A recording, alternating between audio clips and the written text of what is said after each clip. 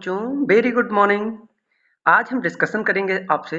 Last lecture है ये आपके चैप्टर का, और इसमें कुछ हम बात करेंगे कि जो आवेशी चालक होते हैं और उसका जो उस आवेशी चालक होता है या आवेश होता है, उस आवेशी चालक के वैद्युत क्षेत्र और वैद्युत विभव में क्या अंतर है, क्या रिलेशन है, इन सारी चीजों पर हम डिस्कशन करेंगे।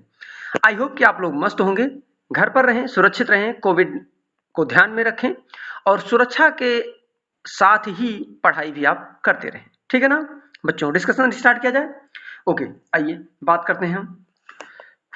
हमारा पहला पॉइंट है कि जो मतलब आवेशी चालक हैं, आवेशी चालक का वैद्युत क्षेत्र और उसके विभव क्या होते हैं, उस पर डिस्कशन हमको करना है। तो इसके जो मोस्ट इंपॉर्टेंट कुछ रिजल्ट्स हैं उस पर हम डिस्कशन करेंगे। जैसे पहला पॉइंट है, देखिए आपका पहला पॉइंट दे रखा है, आवेशित चालक के अंदर प्रत्येक स्थान पर वैद्युत विभव समान एवं वैद्युत क्षेत्र शून्य होता है। ये चीज आप जब ये चैप्टर शुरू किए थे तभी आपने जब चालक पढ़ा था और वैद्युत क्षेत्र और वैद्युत विभव पढ़ा था, उस समय आपने ये चीज पढ़ लिया था कि जो चालक होते हैं उस पर जो आवेश होता है वो एक समान रूप से सरफेस पर डिस्ट्रीब्यूटेड होता है। जैसे ये सरफेस मान लीजिए, तो इस सरफेस पर ये क्या होता है, डिस्ट्रीब्यूटेड होता है, मतलब एक समान रूप से सरफेस पर डिस्ट्रीब्यूटेड होता है। ठीक है ना? कि इसके अंदर क्या होता है, कोई वैद्युत क्षेत्र नहीं होता। वैद्युत क्षेत्र जो होता है वो यहां होता है, और यही नहीं, सरफेस पर होने के साथ साथ वो इस सरफेस के लंबवत भी होता है। ठीक है ना? तो आइए अगर हम थोड़ा सा और जानना चाहें, जैसे मान लीजिए कि कोई कंडक्टर है, ये है ना, आइसोलेटेड कंडक्टर मान लीजिए, इसको आइसोलेटेड कंडक्टर मानिए, तो इसको आवेश कुछ दिया जाए तो इसमें कुछ क्षण के लिए सिंपल सी बात है, क्या हो जाएगा, उत्पन्न हो जाएगा वैद्युत क्षेत्र। भाई एक छोटे से समय अंतराल के लिए क्या हो जाएगा, वैद्युत क्षेत्र उत्पन्न हो जाएगा। और जो वैद्युत क्षेत्र उत्पन्न होगा, इस कंडक्टर में जो फ्री इलेक्ट्रॉन्स हैं, आप जानते हैं कि जो कंडक्टर होते हैं उसमें बहुत सारे फ्री इलेक्ट्रॉन्स होते हैं। तो जो फ्री इलेक्ट्रॉन्स होते हैं, जब तक इस पर कोई सोर्स नहीं लगता, मतलब इसको कोई चार्ज नहीं मिलता किसी एक्सटर्नल सोर्स के द्वारा, तब तक वो क्या करते हैं, रैंडम मोशन करते हैं, मतलब इधर उधर घूमते रहते हैं। ठीक है ना? तो हुआ क्या, अब इसको जब एक छोटा सा चार्ज दिया गया तो उसमें एक क्षण के लिए, मतलब एक बहुत सूक्ष्म क्षण के लिए क्या हो गया, इसमें उत्पन्न हो गया क्या, वैद्युत क्षेत्र। जो वैद्युत क्षेत्र उत्पन्न हुआ उसमें जो फ्री इलेक्ट्रॉन्स थे वो क्या किए, वो मान लीजिए हायर पोटेंशियल से लोअर पोटेंशियल की तरफ मोशन करने लगे, और ये तब तक मोशन करते चले गए, ये उसमें तब तक मोशन करते चले गए जब तक सभी जगहों पर ये यूनिफॉर्मली डिस्ट्रीब्यूटेड नहीं हो गया। मतलब जो आवेश है वो क्या हुआ, जब तक यूनिफॉर्मली डिस्ट्रीब्यूटेड नहीं हुआ तब तक वो क्या, मोशन करता चला गया। अब जब ये तैयार हो गया, तो जब ये मतलब सॉरी जब ये डिस्ट्रीब्यूटेड हो गया, यूनिफॉर्मली डिस्ट्रीब्यूटेड हो गया, तो उस समय इलेक्ट्रिक फील्ड क्या हो गया, शून्य हो गया। क्योंकि अगर इलेक्ट्रिक फील्ड नहीं होता तो आवेश एक जगह से दूसरी जगह तक गमन ही नहीं करता, और आवेश का गमन हमेशा किधर होता है, चार्ज का डिस्ट्रीब्यूशन हमेशा किधर से होता है, हायर पोटेंशियल से लोअर पोटेंशियल की तरफ। ठीक है ना? तो इसी उसके बाद जैसे ये चार्ज डिस्ट्रीब्यूट हो गया इक्वली पूरे सरफेस पर, बस ये क्या हो गया, इसका E equal to D V over D R equal to क्या हो गया, जीरो। बात समझ में आ गई? बोलिए क्लियर। अब हम बात करते हैं दूसरे पॉइंट की।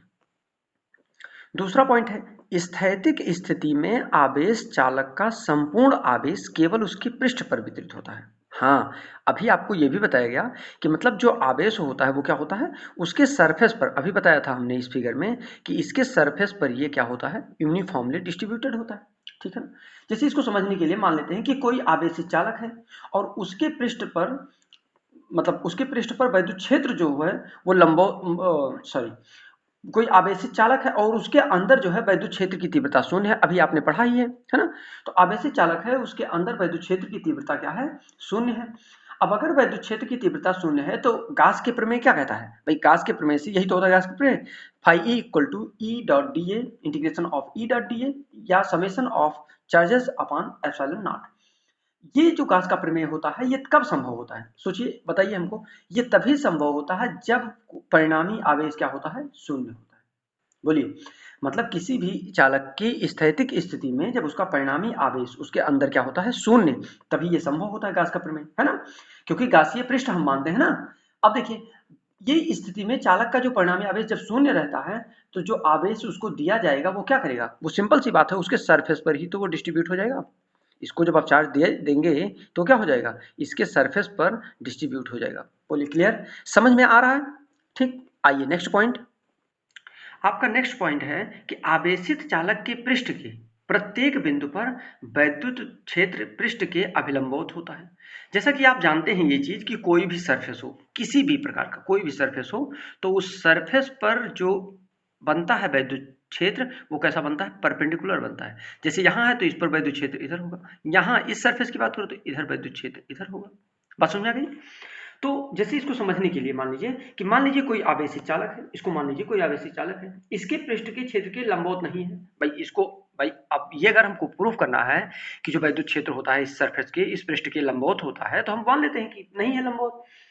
तो नहीं है लंबवत, तो इसके जो पृष्ठ पर जो वैद्युत क्षेत्र होगा वो क्या होगा, अशून्य होगा। भाई इस पर वैद्युत क्षेत्र तो कुछ ना कुछ होगा ना, ठीक है, लंबवत नहीं है वो, किसी ना किसी तरफ तो होगा ही। तो जिसके कारण आवेश जो है पृष्ठ पर गति करेगा। अब सर भाई जो चार्ज है, जब वैद्युत क्षेत्र लंबवत नहीं है तो क्या करेगा, ये सिंपल सी बात है, कुछ ना कुछ मोशन करेगा, गति करेगा। तो स्थैतिक स्थिति इसकी जो कि इम्पॉसिबल हो जाएगा। भाई अगर वैद्युत क्षेत्र लंबवत नहीं है तो इस पर गति करना भी पॉसिबल नहीं है, अगर यह असंभव हो जाएगा। अब इस स्थिति में क्या हो जाएगा भाई, जब इसके लंबवत है, मतलब लंबवत नहीं है, हमने मान लिया ना कि इसके लंबवत नहीं, तो अगर ये मान क्या लिया, इसको पहले हम प्रूव कर चुके हैं कि इसके लंबवत है और इसके अंदर वैद्युत क्षेत्र नहीं होता, ये दोनों चीजें आप मान लीजिए, ठीक है ना। तो अगर हम इस पृष्ठ पर मान लीजिए, इस पृष्ठ पर स्पर्श रेखा का कोई वैद्युत क्षेत्र जो घटक निकलेगा, वैद्युत क्षेत्र का जो घटक आएगा वो क्या होगा, वो तो शून्य होगा। अगर इस पृष्ठ पर वैद्युत क्षेत्र का घटक शून्य होगा तो आप क्या कहेंगे कि जो परीक्षण आवेश है, जो आपने चार्ज लिया है या जो इस पर चार्ज दिया है, वो चालक के अंदर क्या हो जाएगा, किसी भी प्रकार से गति नहीं करेगा। यानी अगर गति नहीं करेगा इसका मतलब कार्य नहीं हो रहा है। बोलिए, तो कार्य नहीं हो रहा है तो ये गति नहीं करेगा है। तो चालक की जो समस्त आयतन हो जाएंगे और जो पृष्ठ होगा वो पृष्ठ पर जो विभव होगा वो दोनों क्या होगा, कांस्टेंट होगा और क्या होगा, इक्वल होगा, ठीक है ना। अब अगला पॉइंट हमारा है किसी आवेशित चालक के पृष्ठ पर, किसी आवेशित चालक के पृष्ठ पर वैद्युत क्षेत्र कितना होता है, आप जानते हैं वैद्युत क्षेत्र क्या होता है, E equal to sigma upon epsilon naught N cap होता है। बोलिए ठीक है, E equal to sigma upon epsilon naught N cap होता है, ठीक। अब जैसे आप मान लीजिए कि आप मानेंगे नहीं, मान लीजिए कि हम कैसे मान लें इतना होता है, वैसे भी हम ये लेक्चर में पढ़ चुके हैं, ठीक है ना। या आपको यहाँ कोई ऐसा नहीं कि मतलब पहली बार आप पढ़ रहे हैं, बस ये है। चलिए एक बार हम और करके दिखा देते हैं इसको। चलिए एक फिगर के थ्रू हम समझाते हैं आपको, इसको एक फिगर के थ्रू समझाते हैं। मान लेते हैं कि ये कोई चालक रॉड है, ठीक है ना। इस चालक रॉड पर हम मान लेते हैं इस पर कोई बेलनाकार गॉसीय पृष्ठ मान लीजिए, इस पर बेलनाकार कोई गॉसीय पृष्ठ, ये क्या, ये जो ये है चालक, ठीक है ना, ये है चालक और इसके ऊपर ये जो बना हुआ है ये क्या है, गॉसीय पृष्ठ है, गॉसीय पृष्ठ हमने मान लिया, ठीक है ना। तो अगर हम इस पर गॉसीय पृष्ठ मान लें तो ये बेलनाकार है, मान लेते हैं इसका जो भाई क्षेत्रफल होगा वो क्या होगा, एक छोटा सा क्षेत्रफल, चलिए हम यहाँ ले लेते हैं डीए, क्या ले लेते हैं, क्षेत्रफल डीए। अगर हमने डीए ले लिया तो वो जो वैद्युत क्षेत्र है, पहली बात तो इस पर अगर देखिए वैद्युत क्षेत्र क्या हो, इस पर क्या है, लंबवत है। बोलिए, तो वैद्युत क्षेत्र तो इस पर लंबवत हो जाएगा और जो क्षेत्रफल सदिश है, ये जो मतलब क्षेत्रफल है, उस क्षेत्रफल का क्षेत्रफल सदिश भी क्या हो जाएगा, इधर ही होगा। बोलिए, तो ये डी ए वेक्टर बनेगा। बोलिए ठीक है ना, क्षेत्रफल सदिश जो बनेगा वो भी, ये दोनों क्या हैं, एक दूसरे के समांतर हैं। बोलिए, तो अगर एक दूसरे के समांतर हैं ये, तो इस पृष्ठ से जो गुजरने वाला फ्लक्स होगा वो आप क्या कहेंगे, इस पृष्ठ से, इस पृष्ठ की बात कर रहा हूँ, इस छोटे से पृष्ठ, इस पृष्ठ पर गुजरने वाला फ्लक्स क्या होगा, डी फाई होगा। मैं मान लेता हूँ कितना होगा, डी फाई होगा। अगर डी फाई की बात करें तो D phi equal to E D A हो जाएगा। बोलिए, होगा ना। अगर ये ई डी ए हो जाएगा तो अगर हम इसको इंटीग्रेट कर दें तो क्या मिल जाएगा, इंटीग्रेट करने पर हमको मिल जाएगा फाई इक्वल टू, और ई बाहर आ जाएगा, डी ए का इंटीग्रेशन हो जाएगा। बोलिए ठीक है, तो ई और डी ए का जो इंटीग्रेशन करेंगे वो क्या मिल जाएगा भाई, जब आप इसका क्षेत्रफल निकालते हैं तो क्या मिलता है आपको, इसको आप अब अगर हम ऐसे प्रूफ करेंगे, मतलब ये चौथे लेक्चर में बहुत बड़ा डेरिवेशन है, ऐसे नहीं आ जाएगा ना। तो ये जो, हाँ ये देखिए, तो ये जो डेरिवेशन है ये बहुत बड़ा है, तो बहुत बड़ा डेरिवेशन इतना आसानी से तो आएगा नहीं, तो हम इसको जब हम सॉल्व करेंगे तो इंटीग्रेशन किसका होगा, डीए का, है ना। तो डीए का इंटीग्रेशन होगा, एरिया वगैरह हम सब रखेंगे ना, Q1 Q2 upon R square 1 upon 4 pi epsilon naught, फिर इसका एरिया रखेंगे 4 पाई आर स्क्वायर, फिर सब कुछ काट पीट के हमको क्या मिल जाता है, याद करिए, Q अपान एप्सिलॉन नॉट मिलता है, याद है ना। तो इक्वल टू क्या मिल जाता है, Q अपान एप्सिलॉन नॉट मिल जाता है। अगर हम इसके हिसाब से ये मान लें तो गाउस का प्रमेय मान ले ये कहता है, और ये तो भाई आ ही गया है ईडीए, ठीक है ना। तो अगर ईडीए आया है और इसको गाउस के प्रमेय से दूसरा मान ले समीकरण, अगर इन दोनों में बात करें हम फ्लक्स की, तो दोनों फ्लक्स ही तो है, बोलिए, तो ये दोनों फ्लक्स है। अगर ये दोनों फ्लक्स है तो रखा जा सकता है, और मान लेते हैं कि ये जो है इस पर इसका घनत्व तो कितना है, सिग्मा है। भाई मान लीजिए कि इसका घनत्व तो कितना है, सिग्मा है। अगर इसका कुछ ना कुछ तो घनत्व तो होगा, बोलिए कोई भी चालक हो तो कुछ ना कुछ तो घनत्व तो होगा, तो इसका घनत्व तो हमने क्या मान लिया, सिग्मा। अब अगर हम सिग्मा मान लें तो भाई आवेश लिखने के लिए हमको क्या लिखना पड़ेगा, ये जो ई डी ए है, जो आपने ऊपर ई डी ए मिला आपको, वो क्या हो जाएगा, sigma d A upon epsilon naught. बोलिए, sigma d A upon epsilon. अगर देखें आप तो डी ए कैंसिल हो सकता है कि नहीं हो सकता, बोलिए, डी ए कैंसिल हो जाएगा। अगर कैंसिल हो जाएगा तो जो वैद्युत क्षेत्र मिलेगा वो सिग्मा अपान एप्सिलॉन नॉट मिलेगा। बोलिए, और आपने कहा भी है, इसको देखिए कि ई जो होता है वो सिग्मा अपान एप्सिलॉन नॉट होता है, ठीक है ना। और दूसरी चीज, अगर वैद्युत क्षेत्र की दिशा यहाँ पूछी जाए, ये जो पृष्ठ है, ये पृष्ठ जो है, यहाँ पर वैद्युत क्षेत्र की दिशा अगर पूछी जाए तो आप क्या कहने वाले हैं, पृष्ठ के लंबवत है। किसके है, इस सरफेस के क्या है, लंबवत। जैसे इधर अगर हम बात करें तो इधर क्या होगा, इधर होगा वैद्युत क्षेत्र के लंबवत। अगर हम यहाँ किसी पृष्ठ छोटा सा ले लें, इस पर बात करें तो वैद्युत क्षेत्र के लंबवत होगा।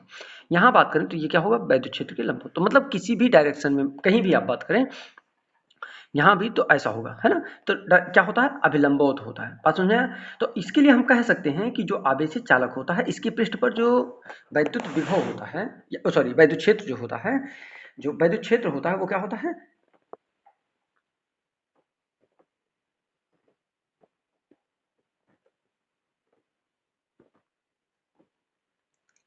ठीक। तो जो वैद्युत क्षेत्र जो वैद्युत क्षेत्र होता है वो कितना होता है, E equal to sigma upon epsilon naught, और साथ में आप कह सकते हैं एन कैप होता है, ठीक है ना। ये एन कैप है क्या, ये बताइए। ये जो बाहर की ओर, ये जो पृष्ठ है, इस पृष्ठ पर जो लंबवत बाहर की ओर जो लंबवत एकांक सदिश है वो है, ये क्या है, एकांक सदिश। एन क्या है, एकांक सदिश है। बोलिए, बात समझ आ गई। तो इस तरीके से ये चैप्टर फिनिश होता है, ठीक है ना। अब हम बात करेंगे आपसे कुछ न्यूमेरिकल्स की, और उसके बाद में हम डिस्कशन करेंगे नेक्स्ट चैप्टर की, ठीक है ना। फिर मिलते हैं आपसे नेक्स्ट लेक्चर में। हाँ, पढ़ाई करते रहें। All the very best.